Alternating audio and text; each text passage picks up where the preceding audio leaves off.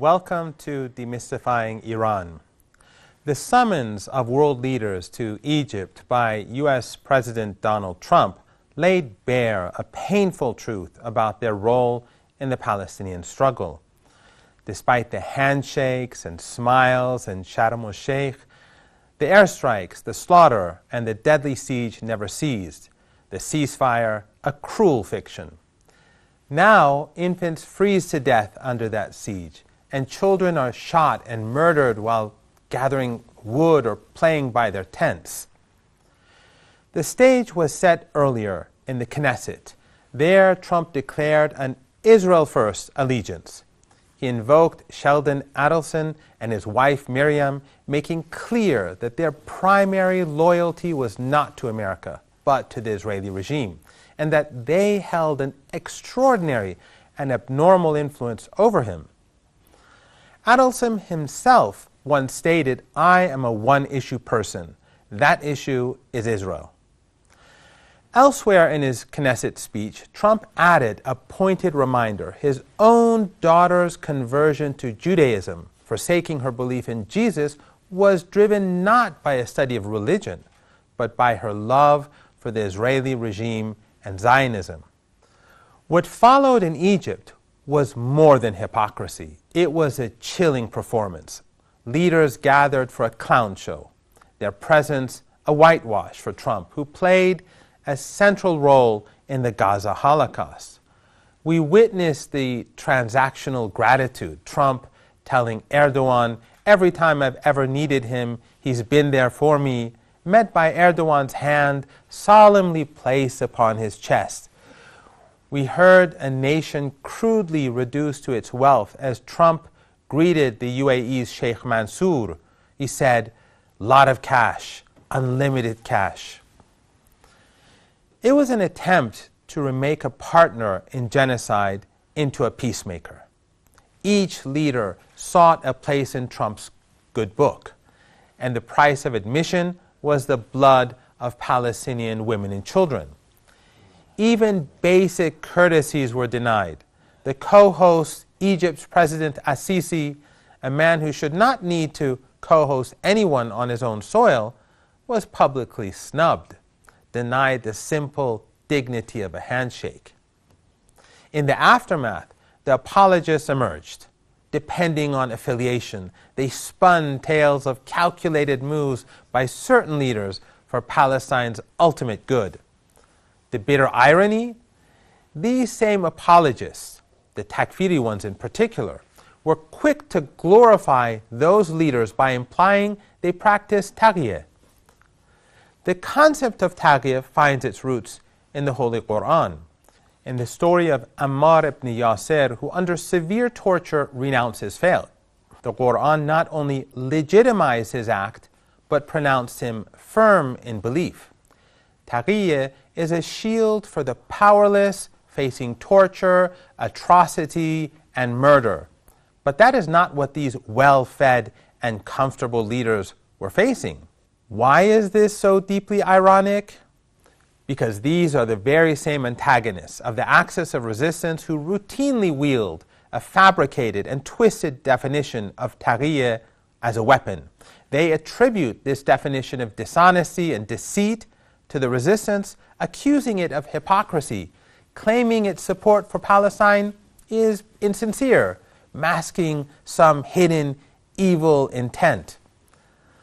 Like Humpty Dumpty, the Takfiris distort the meaning of taghiyeh to veil the enormous and unique sacrifices of the resistance. Why question the motives of the axis of resistance? Those under American auspices, who for decades funded Takfiri ideology, including ISIS and Al-Qaeda, have a vested interest in slandering the resistance. They seek to hide their own betrayal, complicity, and hypocrisy. Their oil and gas wealth then funds armies of financially motivated supporters and mouthpieces. But the men in Sharm el-Sheikh faced no torture. They were under no duress. They acted in naked self-interest. Unlike those leaders, the resistance has offered no hollow words, nor colluded with the authors of genocide. It has made immeasurable sacrifices over decades, and especially since October the 7th, 2023. Its commitment is measured not by photo ops and speeches, but by the number of martyrs, the maimed, and the destroyed lives. That is why Iran refused to participate in the circus. It refused to please the ringmaster, Trump. It would not ignore an ongoing genocide to win any favors. And make no mistake, Trump would have been very pleased to see an Iranian. To understand the principled stance of the Islamic Republic, one must first understand the past it emerged from.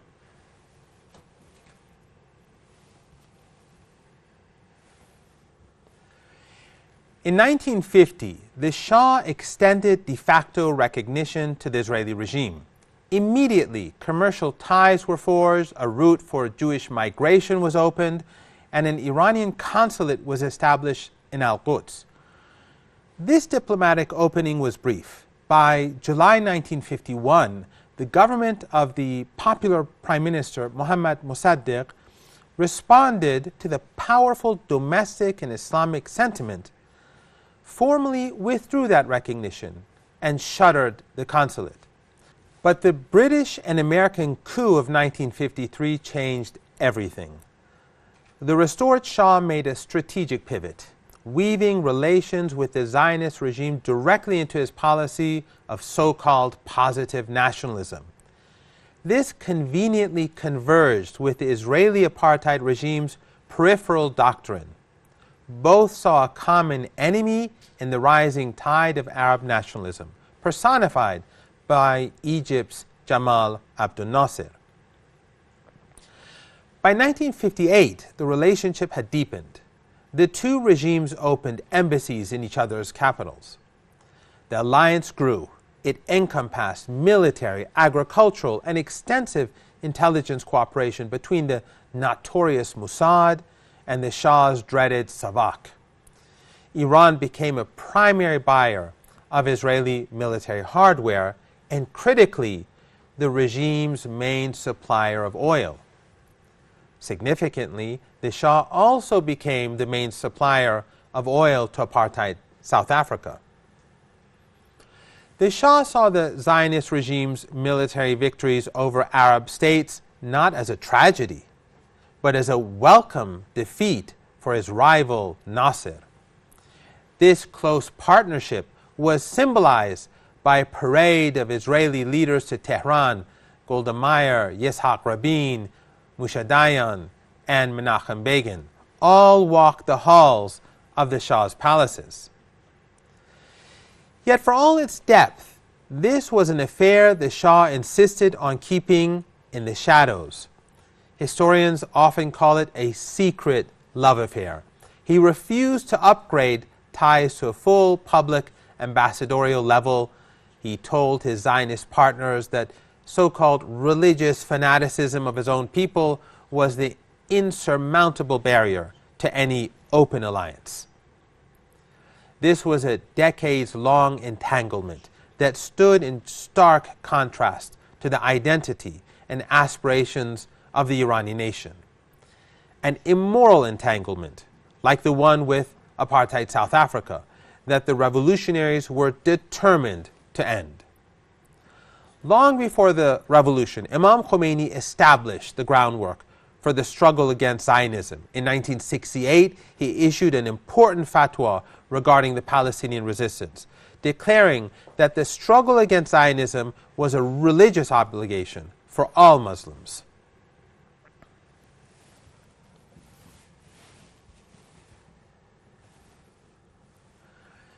The 1979 Islamic Revolution was more than a change of government in Tehran. It was an earthquake that fundamentally altered the region. Its most immediate and seismic shock was the complete severing of the Pahlavi regime's strategic alliance with the Israeli regime. With the Shah's fall, Iran terminated its role as a key oil supplier, a vital economic partner, and a crucial base for Zionist intelligence. This was not merely a diplomatic shift. Opposition to the Shah's relationship with Israel, seen as support for the common enemy of Muslims, Palestinians, and the oppressed, had been a central motivating force behind Imam Khomeini's uprising itself. Of course, such a profound challenge to the established order could not go unanswered. In a stark convergence of interests, both the United States and Europe, alongside the Soviet Union, collaborated to undermine the revolution by instigating and supporting Saddam Hussein's aggression. This war was an explicit plot to destroy the Islamic Revolution, dismember Iran, and extinguish its rising ideal, today Iran, tomorrow Palestine. Largely through the oil wealth of its regional partners, NATO regimes provided Saddam Hussein with all manner of weapons, including chemical ones. I survived 2 such chemical attacks. Many others, including many thousands of Iranian and Iraqi civilians, didn't. A key consequence of this brutal aggression was that it forced a besieged Iran into a fight for its very existence. The nation's full strength was engaged, thereby granting the Israeli regime a freer hand to pursue its own Greater Israel plans elsewhere, especially in Lebanon. Yet despite the enormous difficulties, Iran continued to provide assistance through Damascus to the Lebanese resistance to expel the occupiers. Ultimately, the war intended to crush the revolution became the furnace in which its resolve was hardened.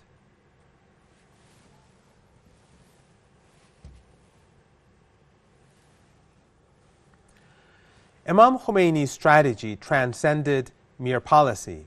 It was a comprehensive doctrine built upon foundational principles that would chart the struggle's course.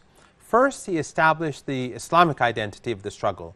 He declared that the fight must be rooted in the religious duty of supporting the oppressed. Nationalism and secularism, he argued, were insufficient Western imports for a broad and steadfast resistance. Second, he made a critical distinction separating Judaism from Zionism. He stated clearly, and I quote, "We make a clear distinction between the Jewish community in Zionism and the Zionists. They are not truly Jewish. They are a political movement that instrumentalizes the name of Judaism." Third, he championed the unity of the Islamic Ummah. He identified division, promoted by the West and its proxies, as the Muslim world's primary weakness. A unified Ummah, he said, could eradicate the puppet state of Israel. To achieve this, he focused on mobilizing Islamic capabilities. He declared International Quds Day and advocating reviving the Hajj as a platform for political awareness. He repeatedly called for an Islamic oil embargo against the Zionist regime and its supporters. He never wavered in exposing Greater Israel. He warned its goal was expansion from the Nile to the Euphrates, that any compromise was a tactical step towards this aim. At the heart of this was his belief in grassroots empowerment. If governments failed the oppressed, the people themselves were obligated to hold them accountable. After the revolution, Iran's foreign policy underwent a radical shift to include support for the global oppressed. It placed the liberation of Palestine and Southern Africa at its very core. The commitment was both symbolic and concrete. Yasser Arafat was the first foreign dignitary to visit Iran. The Israeli embassy in Tehran was transferred to the PLO, establishing the first Palestinian embassy in the capital.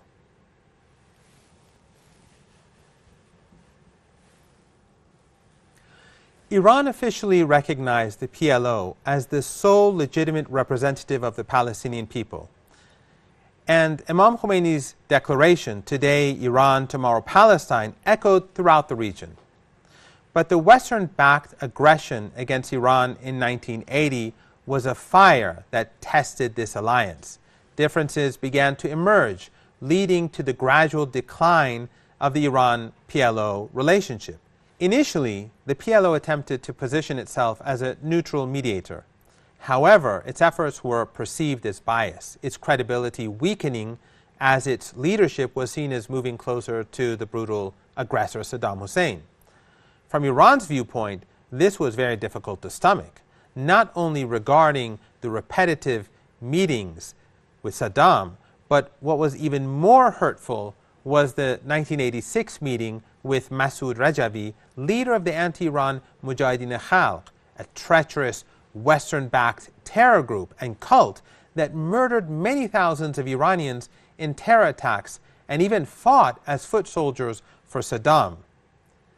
Despite this growing disappointment, Iran did not abandon the Palestinian people or the PLO.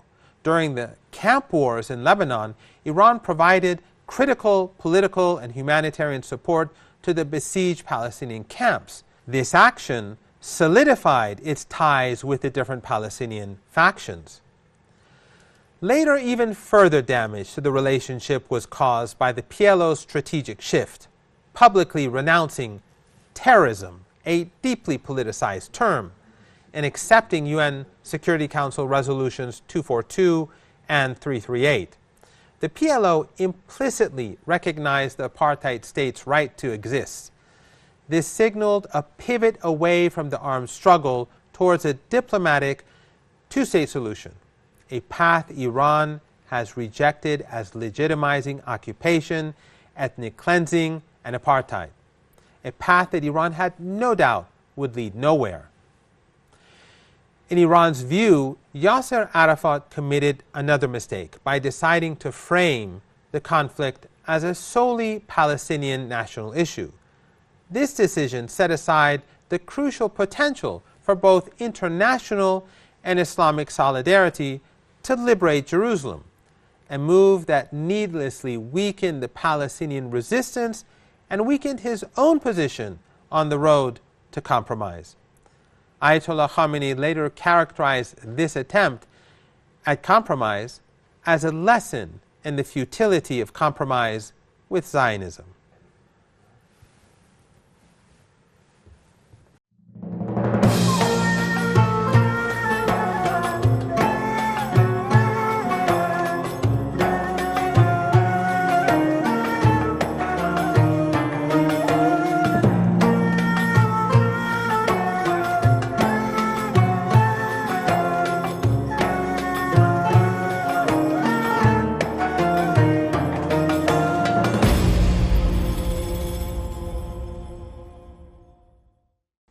The relationship between the Islamic Republic of Iran and Hamas was not born of mere convenience, but of shared conviction. It began soon after the movement's founding, with Tehran stepping in as a crucial patron at a pivotal moment. First came the International Conference in support of the Palestinian Intifada, held in Tehran in 1991, to oppose the Madrid Peace Conference. This rejected the U.S.-led peace process, a process that advanced only after the PLO was weakened by supporting Saddam Hussein's foolish invasion of Kuwait in 1990. A key event followed. In 1992, Israel deported 450 Hamas and Islamic Jihad members to Lebanon. This laid the foundation for their close brotherly and operational relationship with Iran and Hezbollah. That same year, Hamas opened its first permanent office in Tehran.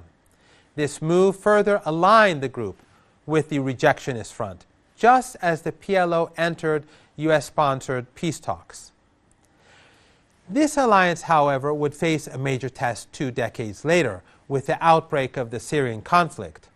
Iran and the political wing of Hamas found themselves on opposing sides of a U.S.-led proxy war. Iran provided critical support for the government of Syria, recognizing that the U.S. Operation Timber Sycamore was a conspiracy to strengthen the Israeli regime and undermine the resistance. Iran firmly believed that whether it was U.S.-led peace talks with the PLO or a U.S.-led dirty war in Syria, it would be utterly naive to think that the end result would not benefit Zionism. Based in Damascus, the political wing of Hamas faced a dilemma. Under pressure from internal division and external forces that deployed sectarianism to inflame emotions, it expressed support for the armed opposition. This decision came at a heavy cost: the closure of its Damascus political bureau and a severe strain on its political ties with Tehran. This was particularly damaging because Tehran itself relied on Syria to provide logistical support to resistance organizations, including Hamas. Yet even as political relations with the political wing led by Khalid Mashal chilled, Iran made a strategic and moral distinction. It remained the only nation to back the military wing of Hamas and its allies, such as Palestinian Islamic Jihad. This revealed a core principle. Iran stands with the oppressed, even when it believes some are being deceived by the empire. See you next week.